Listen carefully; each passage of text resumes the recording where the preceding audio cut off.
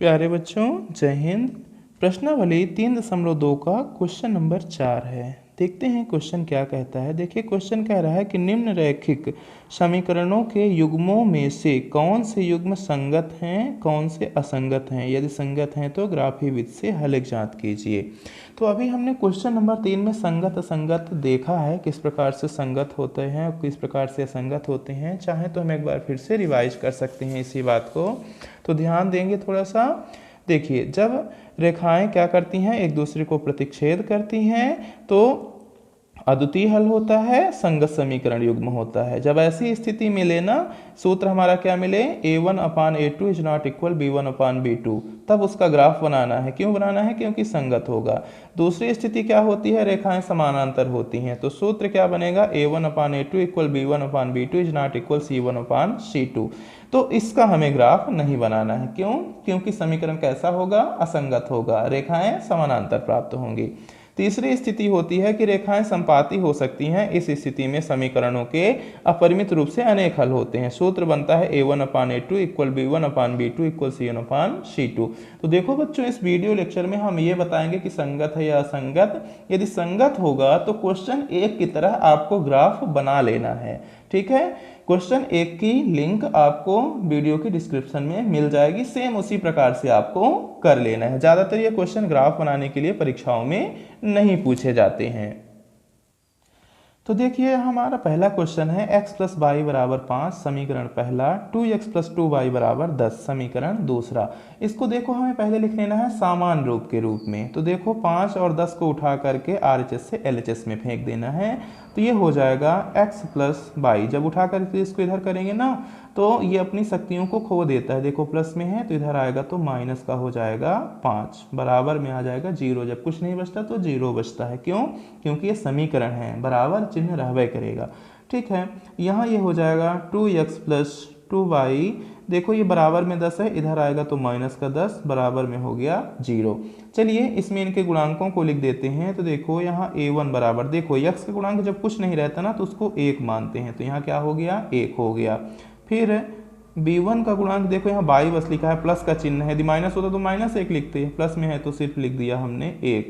इसी प्रकार देखो c1 जो है तो वो -5 लिखा है, तो यहाँ हो जाएगा -5।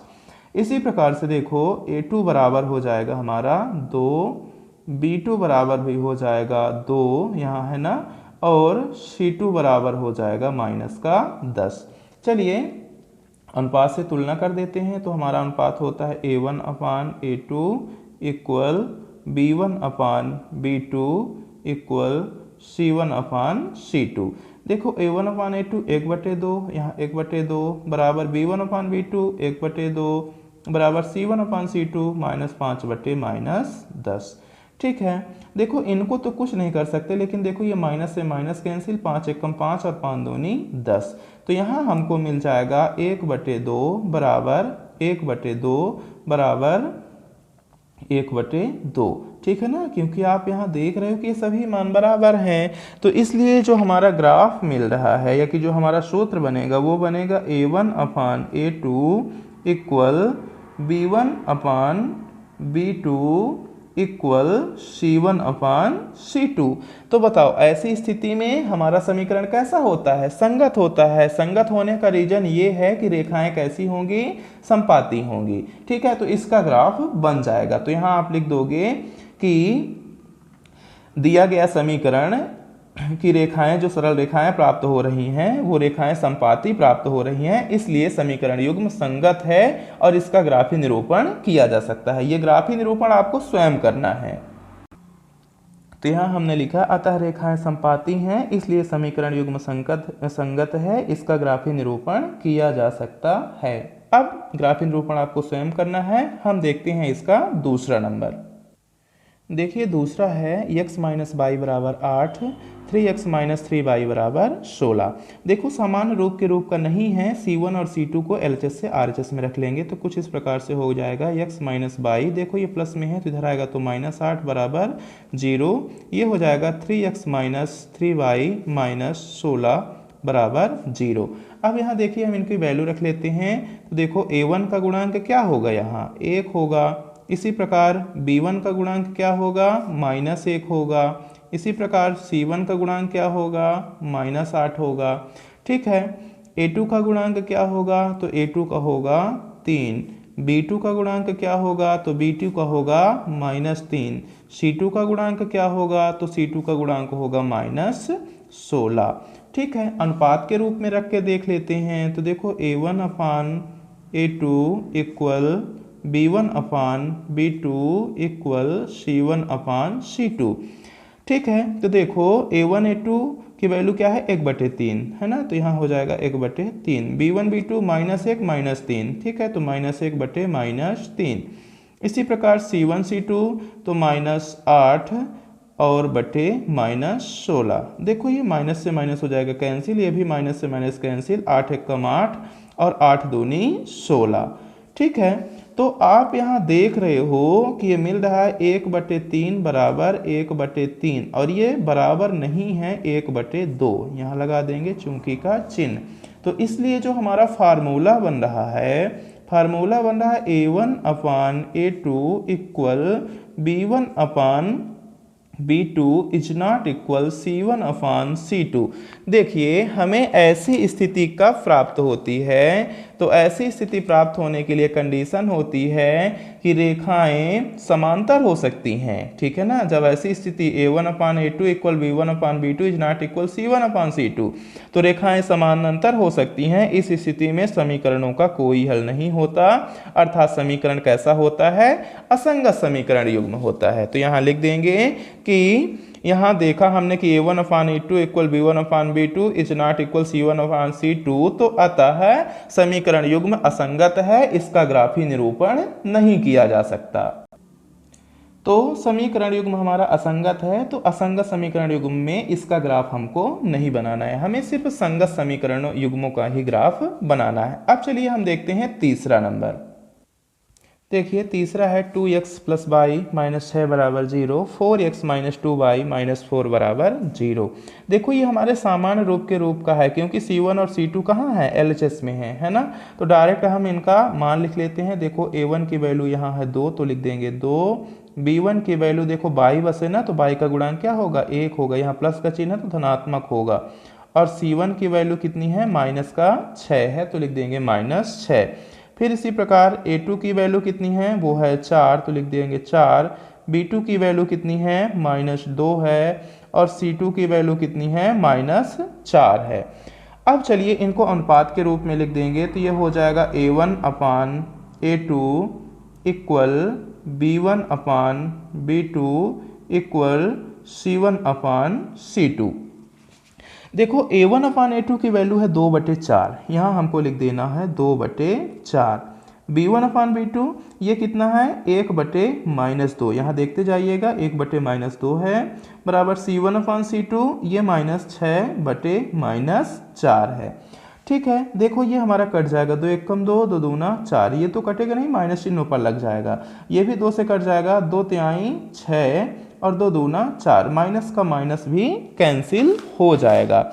अब आगे देखो हमें जो प्राप्त हुआ उसको लिखेंगे, तो हमें मिला 1/2 बराबर -1/2, तो क्या ये बराबर है, नहीं, तो लिख देंगे बराबर नहीं। फिर ये भी देखो 3/2, क्या ये बराबर है, तो ये भी बराबर नहीं है। यहाँ काहे का चिन्ह लगाओगे, चूंकि, इसलिए हमारा सूत्र बनेगा A1/A2 is not equal B1/B2। देखो ये स्थिति कब बनती है, जब रेखाएं एक दूसरे को प्रतिच्छेद करती हैं, और जब ये सूत्र बनेगा तो हमारा समीकरण युग्म कैसा होगा, संगत होगा। ठीक है, तो यहाँ लिख देंगे कि अतः रेखाएं हमारी कैसी हैं, प्रतिच्छेदी हैं, और जब रेखाएं प्रतिच्छेदी होंगी तो इसका ग्राफी निरूपण हम करेंगे। क्यों करेंगे, क्योंकि जो समीकरण युग्म होगा वो संगत होगा, यही चीज लिख देना है।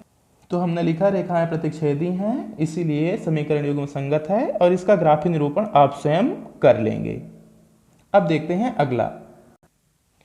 अगला है हमारा 4x माइनस 4y माइनस 2, वो 2x minus 2y, sorry mistake हो गया, 2x माइनस 2y माइनस 2 बराबर 0, ये समीकरण पहला। और दूसरा है 4x माइनस 4y माइनस 5 बराबर 0। तो चलिए देखो ये सामान्य रूप के रूप का है, देखो यहाँ C1 C2 हमारे LHS में ही है, ठीक है ना। तो देखो A1 की वैल्यू कितनी हो जाएगी, जब C1 C2 नहीं रहेंगे ना तब बस लाना है, बाकी अपरेस नहीं ले जाना, ये ध्यान रखना। तो A1 की वैल्यू हो गई 2, B1 की वैल्यू हो गई माइनस का 2 और C1 की वैल्यू हो गई माइनस की 2, ठीक है। देखो ये 2 प्लस में, बाकी ये दोनों माइनस में, उसी प्रकार हमने लिखा है। फिर देखो A2 की वैल्यू हो गई 4, B2 की वैल्यू हो गई -4 और C2 की वैल्यू हो गई -5। चलिए अनुपात के रूप में लिख देते हैं, तो इसको लिखेंगे A1 अपान A2 इक्वल B1 अपान B2 इक्वल C1 अपान C2। चलिए इनकी वैल्यू रख देते हैं। देखो यहाँ 2/4 है तो ये हो जाएगा 2/4। यहाँ देखो -2 और -4 है तो -2/-4 बराबर, ये देखो -2 और बटे -5 है। देखो 2 1 कम 2, 2 दूना 4, माइनस से माइनस, 2 1 कम 2, 2 दूना 4, ये नहीं कटेगा, माइनस माइनस हो जाएगा कैंसिल।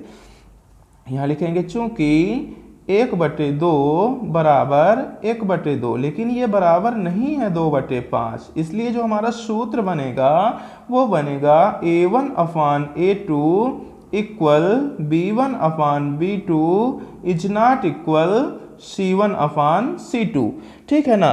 तो हमने देखा ऐसी स्थिति कब होती है, तो ऐसी स्थिति रेखाएं समांतर होने पर ऐसी स्थिति उत्पन्न होती है।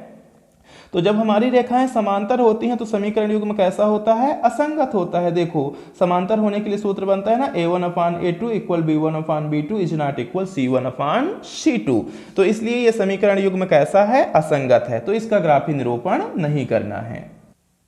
तो हमने लिखा कि अतः समीकरण युग्म असंगत है, इसका ग्राफी निरूपण नहीं होगा। तो बच्चों जिनका ग्राफी निरूपण करना है आप ग्राफ पेपर लेकर के ग्राफी निरूपण स्वतः कर लेना है, ठीक है। तो जिससे आपको इसकी बेसिक कॉन्सेप्ट या बेसिक जो जानकारी है वो क्लियर हो जाए। बच्चों वीडियो पसंद आए तो आप इसको लाइक करिए और चैनल को सब्सक्राइब कर लीजिए ताकि हमारी जो नई जानकारी हो वो आप तक आसानी से पहुंच सके। और जो आपके साथ में जो आपके मित्र पढ़ते हैं आप उनको भी इन वीडियो को शेयर कर सकते हैं ताकि उनको भी अच्छी जानकारी मिल सके। धन्यवाद।